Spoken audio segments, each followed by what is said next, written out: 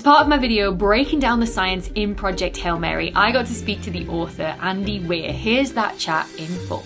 You are famously known for incorporating a lot of the science into your sci-fi. So when you're starting a book, I'm really curious, do you start with the science, or do you start with the plot, or do you start with the characters first? I start with the science. I usually start with there's usually something that interests me in science that I like, ooh, this is neat, or what if this, or what if that. And then I start to build a plot around it, and then I grudgingly acknowledge that there have to be characters in the story. You have a computer science and a software development background. So coding is famously a lot of problem solving, like solo, and using a lot of your initiative. Do you think that background is what leads to your main characters embodying that attitude as well? I'm not sure. Possibly, but I honestly, I don't think so, because coding isn't very solitary when you're doing it professionally, which I did for 25 years. I worked for, I was a software engineer for various companies, and you're always on a team. You're one of many engineers on a project, and you're working with QA engineers who are testing it, and you're working with, production people who are deciding what the feature sets are. So it's a big team effort. You're part of a big group. So I would say no in that sense. However, my experience as a software engineer translated very well over into the business of being a writer. So the idea of then I am told that I'm a pretty easy writer to work with in terms of editing and feedback and stuff, because I give a manuscript to my editor, he gives it back to me with like 6 tons of red ink on it, and I'm like, okay, I'll fix that, because to me it's like getting bug reports about my software. It's just like I'm used to that system of like, I make a thing, then somebody tells me 1,000 places where it sucks. I fix those, send it back, and I'm used to that iterative process. I'm not like, hey, I'm an artist, how you're not seeing my genius? I just kind of accept that it's an iterative process. And so that translated really well over. Nice. Not the question you asked, but that's the one I answered. No, I love it. Yeah, it's like version control. Version control. Now I'm curious, when you're doing like the maths that a lot of us scientists love to read when you read your novels, especially when you're like actively writing and in that writing phase of a story, are you back of the envelope like calculating this math, or have you made a spreadsheet? Have you got a code that's outputting like Lorentz transformations for you so you can keep in the flow of writing? I have spreadsheets upon spreadsheets, pages and pages of just more spreadsheets than you can shake a stick at. I love it. And that's my favorite part, by the way. The math and science of it is all. Let's see. I'm going to here we go. I'm going to do screen share here. So here, this is just the spreadsheet for things related to Hail Mary, fuel insulation, fuel volume, how the centrifuge works, how the engines work, how spin drives work, and so on. It just keeps going on, and that's just one page. Here's a bunch of stuff about astrophage, like it's biological mass, it's propellant rate. Oops, I did something bad there. Okay, yeah, and so on. These are constants, and that just keeps going on. This is, that's not as pretty, but yeah, there we are. This is information about the Tau Ceti system. This is information about the 40 Eridani system. And this is how iridian muscles work. This is amazing. Yeah. I have to ask while I'm here, are you doing, this is a really nerdy question, but I think you'll enjoy it. So are you doing, doctor, I think you can go ahead now. What are you a doctor of, by the way? Astrophysics. Astrophysics. There we go. I study supermassive black holes, so I'm waiting for your black hole story at some point. Supermassive. Well, you got Interstellar, Sure. You had Interstellar. Ooh. We'll get to that. I saw that. I'm curious with Project Hail Mary, were you doing simple Lorentz transformations, or were you doing full second order GR acceleration calculations to throw in there as well? Full general relativity. Nice. relativistic rocket equations. I did not derive them. you know, I found them online and then used them, you know. Nice. Yeah, it's so cool that you can, flesh together a story like that with so much science. And I think that's what people really appreciate it. And especially the fact that you picked real stars, Tau Ceti and 40 Eridani are included in the story. Mhm. How did you choose those two stars specifically? Was it convenience of distance or was there other scientific aspects involved? Well, first off, convenience of distance was very important because I didn't want any faster than light travel or any nonsense like that. So I wanted everything to stay like if I'm going to have somebody go to another star and they're not going to go faster than light, it's got to be pretty close. I mean, unless I have a magical power source that's even better than mass conversion. And then you can get, I think, anywhere in the universe in 28 years of your own time, I think is what it works out to be roughly, if Yeah. you're accelerating at 1G. So I wanted them to be close together.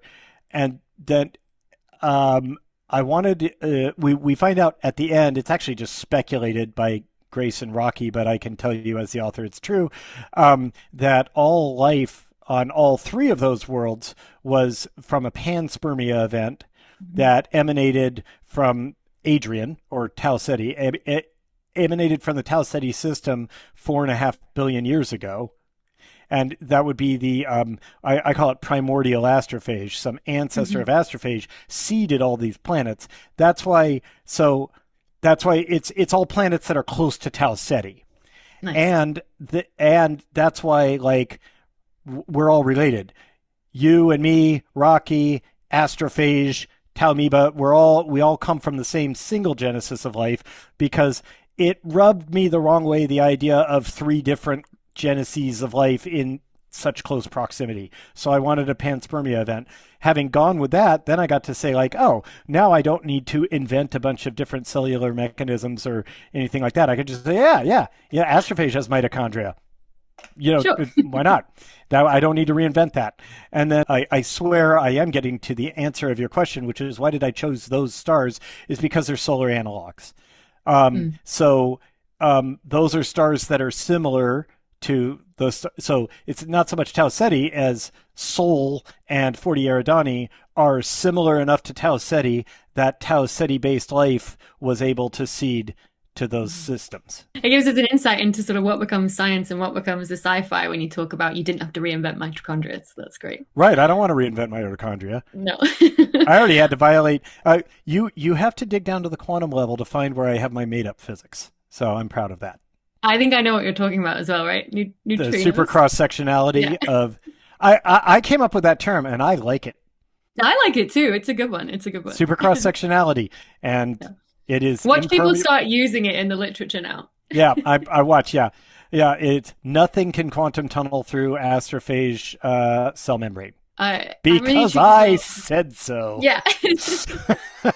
You play God when you write. It's great. Yeah, it's awesome. Um, So you produced the new film adaptation of the book as well. Were you involved in decisions on what science was left in and also the scientific accuracy of the visuals, which obviously convey so much information in the film? For example, like I loved the visuals of the planet Adrian. Of They were course, yeah. beautiful, but was like the color choice motivated by, say, like the fictional atmospheric composition of like carbon dioxide and methane that's like so crucial for the story? Right. I think I it's been a while. I think in the book I said it was mostly methane. Okay. I'm not sure. And I never even defined. I'm not sure if I ever even defined it if it was a gas giant or just a dense atmosphere. But anyway, I think it was supposed to be a mini gas giant. Mhm. I was a producer, but anything visual on screen and stuff like that, that's all the director's bailiwick. They'd ask me things like, well, what color is Adrian? And I said, it's green. And in my mind, I imagined something like Uranus, but green, right? Mm. And they came up with this beautiful tableau of greens and purples and stuff like that. I'm like, that looks really cool. I don't know if it's realistic, but who cares? It looks really cool. And then, but I would come in on the little things like I'd be like, okay, when he's thrusting backward, it should be ionizing the atmosphere behind it because we're talking about an unbelievable amount of infrared light like hitting the upper atmosphere. And so I love that when you can see it going back and you can see the kind of like thing. And it also took me a while. Like there were several revs of the screenplay and kind of storyboards and stuff like that where they thought it was ionizing like the whole atmosphere. Like they thought like the entire planet was aglow. And I'm like, no, planets are big. Planets are big. So just the part right behind the Hail Mary is. Yeah.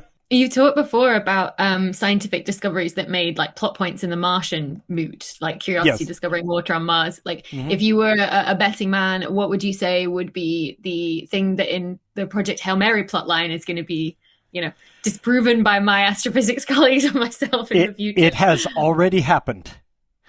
Your colleagues have already proven that 40 Eridani AB doesn't exist. Yeah. It was believed to exist when I wrote the book. It has since been disproven. It aligns almost perfectly with like stellar flare activity, and so they're like, yeah, we thought there was a planet there, but there isn't. But Yeah. I'm that stuff doesn't bother It me happens a because lot.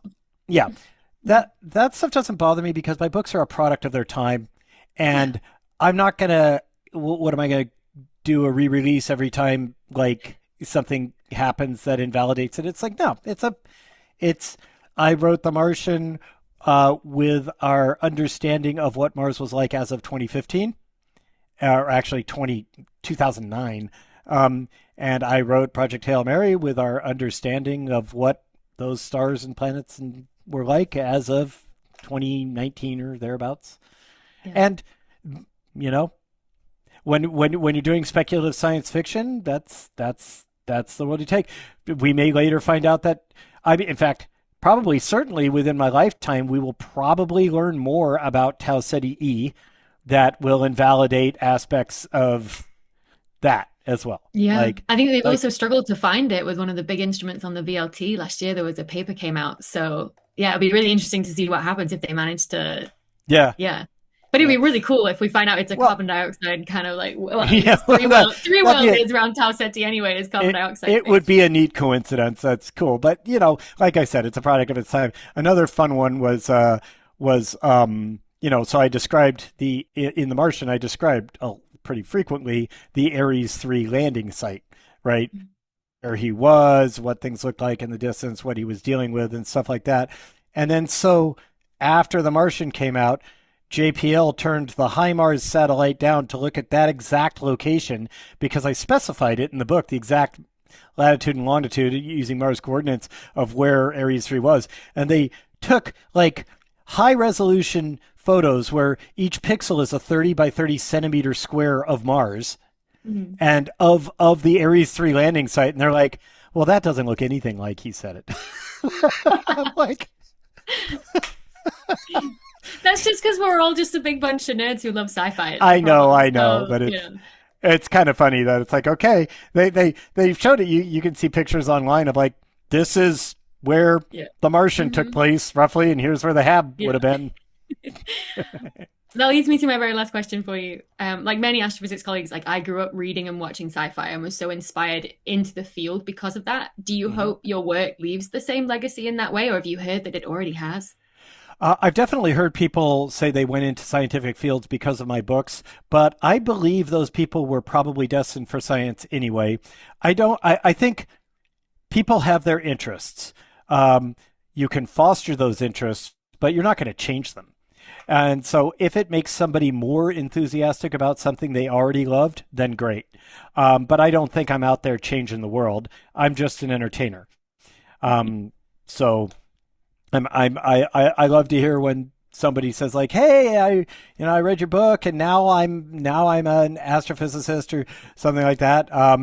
That makes me feel good, but deep down I'm like, you probably would have been an astrophysicist anyway.